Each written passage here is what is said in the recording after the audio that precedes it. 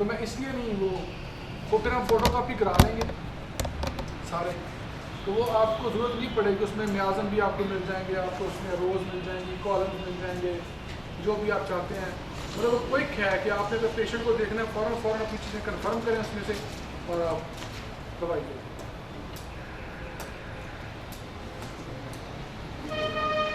ठीक है जी।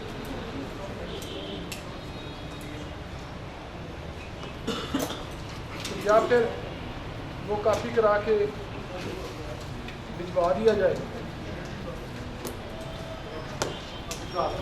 हैं? क्यों जी? वो कापी करा के आपको भिजवा दिया जाए, हैं?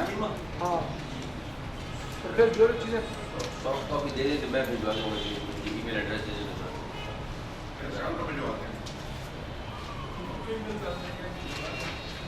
उसकी फ़ोटो कॉपी होनी है, सॉफ्ट कॉपी नहीं है कॉपी यार, वो उसमें मसला तो कोई नहीं है। उसको फ़ोटो कॉपी देखें हम करवा के कर लें। मेरे ख्याल में हार्डली कोई 100 रुपया खर्चा आता है मेरे ख्याल में उसको। तो उसमें ये है कि जब आपको समझ आ रही कि प्लांट की थोड़ी सी कुछ फैमिली हमने पढ़ ली, कुछ एनिमल पढ़ लिया, तो आपने खुद ही ऑटोमेटिकली चल पढ़ना है उसको, कि आप खुद पढ़ना शुरू कर देंगे उसको।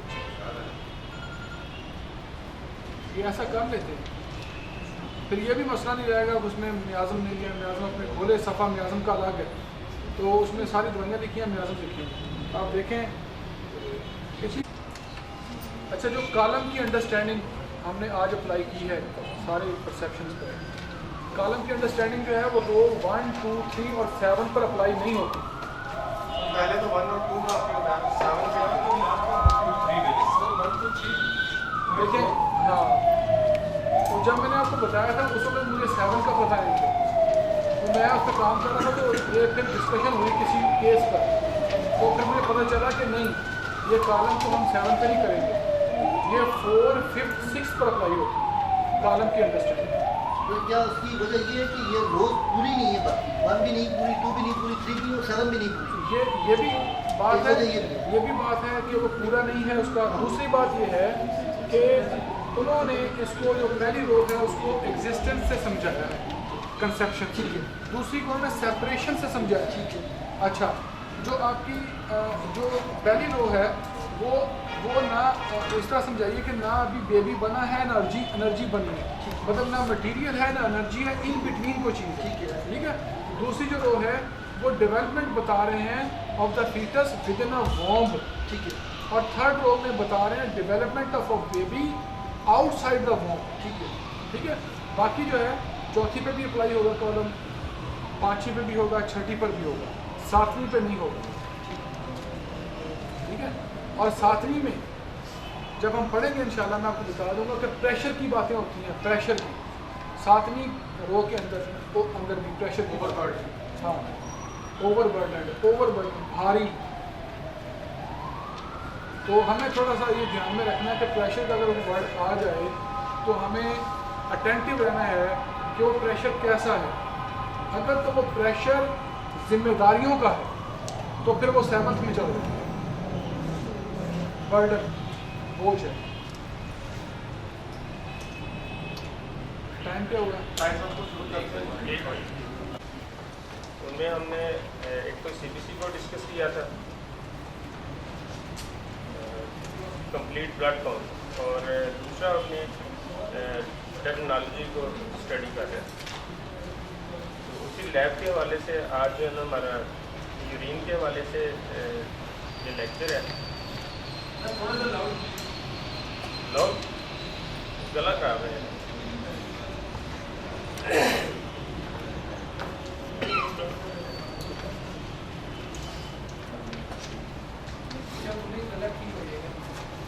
ठीक है। अच्छा, यूरिन एग्जामिनेशन के अंदर हम ना 3 चीज़ें जो 3 तरह इसको एग्जामिन करते हैं।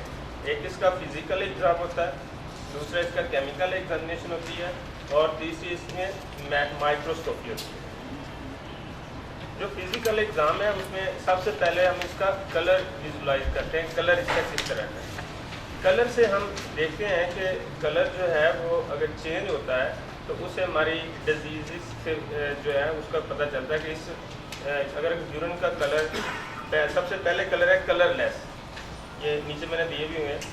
फिज़िकल एवेल्यूएशन के अंदर अगर यूरिन कलरलेस है तो आपकी इंस्पेक्शन जो होगी, इंस्पेक्शन मतलब आपने देखना है, इंस्पेक्शन किस चीज़ को देखना, किसी चीज़ को तो विजुलाइज करना, ये जो है वो इंस्पेक्शन कहलाता है। तो इसके साथ एक आज तो एक कंपनी ने एक स्टिक भेजी है, उससे भी ये पता चलता है कि यूरिन कलरलेस है या किस तरह का है, वो स्टिक का आ रही है। पहले एक स्टिक थी जिसमें सिर्फ केमिकल एग्ज़ाम होता था, अब एक नई स्टिक आई है जिसके अंदर आपका फिजिकल एग्ज़ाम भी वो सारा बताती है।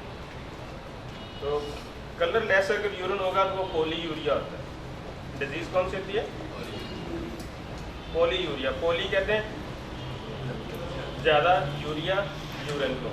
तो पॉलीयूरिया जो है ये रीनल फेलियर में भी हो सकता है, ये चाइल्ड के जो होते हैं सिस्टाइटिस, मसाने की स्वेलिंग होती है उसमें भी हो सकता है, या अदर डिजीज़ पोटाशियम की जो कमी होती है, पोटाशियम लॉस हो जाता है जिन बच्चों में, उनमें भी ये प्रॉब्लम आता है, कैल्शियम की कमी से भी हो जाता है।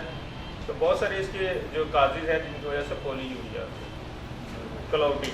अगर उसके अंदर कोई चीज़ बादल नमा की चीज़ तैरती नज़र आती है, कोई ऐसी चीज़ जो आपको विजुलाइज होती है कि जिस तरह कोई वाइट कलर की या कोई भी चीज़ अंदर यूरिन के अंदर तैर रही है, चर्बी की तरह की या इस तरह की, तो वो जो यूरिन है उसके अंदर प्रॉब्लम होता है, फास्फेटेज होते हैं, और फास्फेटेज जो है ये स्टोन बनाते हैं। क्या बनाते हैं? स्टोन बनाते हैं। कार्बोनेट्स हो सकते हैं, कार्बोनेट से डायबिटिक पेशेंट जो होते हैं उनके अंदर ये ज़्यादा क्लाउडी यूरिन आता है तो कार्बोनेट्स होते हैं। यूरेट्स स्टोन बनती है।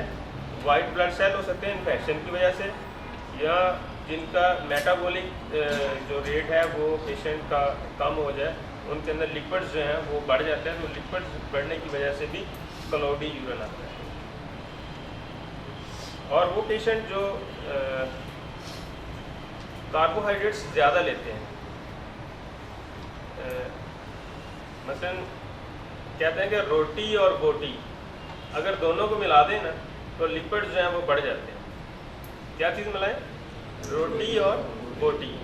बोटी मतलब गोश्त, प्रोटीन। अगर आप प्रोटीन और कार्बोहाइड्रेट्स को आप लेते हैं, ज़्यादा लेते हैं, तो पॉलीसेक्राइड्स बनते हैं, और पॉलीसेक्राइड्स जब बनेंगे तो फिर उसके साथ आपके जो है ना यूरेट्स भी आते हैं, कार्बोहाइड्रेट्स भी, कार्बोनेट्स भी हो सकते हैं, फास्फेटेज और लिपिड जो हैं वो इंक्रीज हो जाते हैं, और जब पॉलीसेक्राइड बनते हैं तो ये रीनल फेलियर की तरफ पेशेंट चला जाता है। डार्क यूरिन का कलर अगर डार्क हो जाए तो ये बिलिरुबिन हो सकती है या ब्लड हो सकता है। बिलिरुबिन ये जिगर की वजह से लीवर की ऑब्स्ट्रक्शन हो सकती है, हेपेटाइटिस हो सकता है, हिपाटोहोमा हो सकता है, एनीवन कोई भी प्रॉब्लम हो सकती है। बिलिरुबिन अगर यूरिन के अंदर आ रही है या ब्लड आ रहा है तो इससे भी डार्क हो जाता है। रेड या ब्राउन कलर हो तो ब्लड हो सकता है, हीमोग्लोबिन हो सकती है, या फिर पॉर्फरिन्स हो सकते हैं। ये पॉर्फरिन्स क्या है? पॉर्फरिन्स जो है ये नाइट्रोजन बेसिस जितने भी केमिकल्स होते हैं हमारी बॉडी में, वो अगर एक्सक्रीट होना शुरू हो जाए तो इसको हम पॉर्फरिन कहते हैं। पॉर्फरिन इसमें यूरिया है, ये नाइट्रोजन बेसिस है, क्रेटिनिन नाइट्रोजन बेसिस है, ब्लड यूरिया नाइट्रोजन, ये भी नाइट्रोजन बेसिस है। नाइट्रोजन अगर डाइट ज़्यादा ले लें, जैसे दालें हैं, ये अनाज जो है, अगर हम दालें ज़्यादा खानी शुरू करते हैं उससे भी पॉर्फरिन जो है वो ज़्यादा आने शुरू हो जाते हैं। अंडे ज़्यादा खाने से भी पॉर्फरिन स्टार्ट हो जाती है। ज़्यादा देर तक खड़े रहने से, ज़्यादा देर तक खड़े रहने से भी पॉर्फरिन स्टार्ट हो जाते हैं, और ज़्यादा देर खड़े रहने से अल्ब्यूमिन भी एक्सक्रीट होना शुरू हो जाता है। क्या होती है?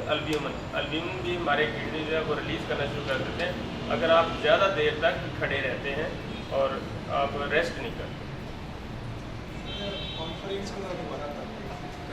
नाइट्रोजन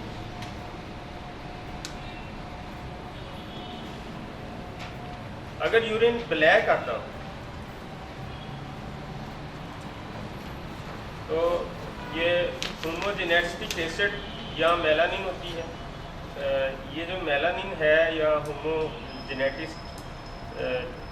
एसिड्स हैं ये तभी आते हैं अगर सिस्टाइटिस हो, प्रोस्टेट का कैंसर हो, यूरिनरी ब्लैडर का कैंसर हो, या फिर जो है वो लीवर का कैंसर हो, लीवर कैंसर में भी।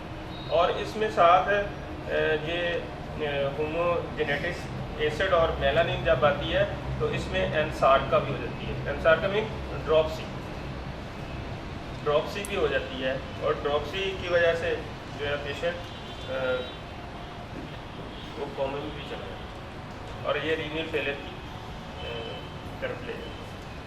अगर अदर कलर हो वेरियस, वो इसके अलावा जो जो कलर ऊपर दिए हैं, ये 5 जो कलर दिए हैं, इनके अलावा अगर कोई कलर होता है, इनके अलावा कलर समटाइम पेशेंट का कलर जो है वो लाइट येलो हो सकता है, और ये नॉर्मल काउंट में होता है येलो कलर। और अगर लाइट येलो कलर है तो उसमें वो ड्रग ले रहा है या कोई फूड ले सकता है।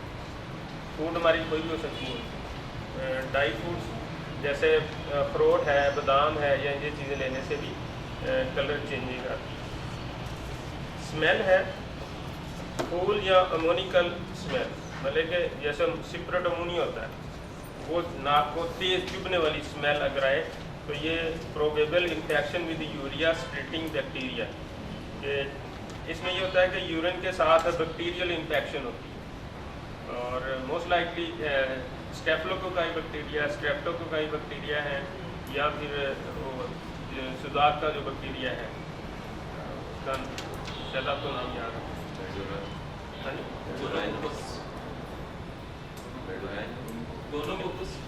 हाँ जी, गोनोकोकाई बैक्टीरिया जो है वो उसमें। एस्पारगस स्मेल लगता है। एस्पारगस क्या होते हैं? एस्पारगस जो है ये बेसिक जो सब्ज़ पत्ते वाली सब्जियां होती हैं, इस तरह की सब्ज़ पत्ते वाली, जैसे पालक, स्पेनिश होगी, बंद गोभी होगी, तो ये सफ़ेद मूसली होगी।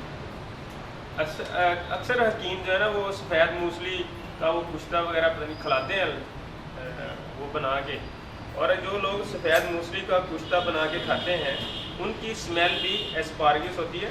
एस्पारगस होती जैसे गली सड़ी पालक होती है ना, इस तरह का पेशाब के अंदर वो गलने सड़ने जो आती है उससे भी हो जाता है चेंजिंग आती है।